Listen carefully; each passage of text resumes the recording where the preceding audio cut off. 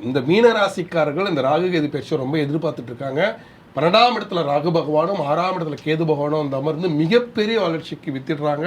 ஏன்னா ஜென்மத்தில் உட்காந்து ஒரு பக்கம் 7.5 சனி, 7.5 சனியில் இந்த ராகு பகவான் ஜென்மத்தில் உட்காந்து பல்வேறு விஷயங்களை தட்டி விட்டுக்கிட்டே இருந்தார். ஜென்மத்தில் ராகு பகவான் உட்காந்து 7ஆம் இடத்துல கேது பகவான் உட்காந்து பல விஷயங்களை அலைச்சல், வீண் வம்பு, வீண் வழக்கு, திடீர்னு ஒருத்தர் நண்பர்களாக இருந்தவொடனே எதிரியாக மாறுறது, கணவன் மனைவி ஒற்றுமையை சிதைக்கிறது, வெளிநாட்டு பயணம் தடைபடுவது, ஒளிஞ்சி விளையாடுற மாதிரி ஒருத்தனுக்காக ஒளிஞ்சி வாழ்றது, இப்படிலாம் நிறைய சிக்கல்களை இந்த 7.5 சனியில் ராகு பகவானும் கேது பகவானும் சேர்ந்து கொடுத்தாங்க. அது எல்லாமே இந்த ராகு கேது பேச்சில் மாறப்போகுது. ஏன்னா ஜென்மத்தில் இருந்த ராகு பகவான் 12ஆம் இடத்தை நோக்கி நகர்வதும் 12ஆம் இடத்துல இருந்த சனி பகவான் ஜென்மத்தில் ஏறி உட்கார்றதும் மிகப்பெரிய வளர்ச்சியை கொடுக்கும்.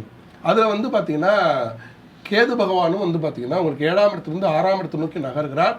அப்போ நிழல் கிரகங்கள், சாயா கிரகங்கள் மறைவு ஸ்தானத்தில் போகும்போது மறைந்த நிழல் கிரகம் நிறைந்த பலனை தரும், நிறைய லாபத்தை அள்ளி கொடுக்கும்.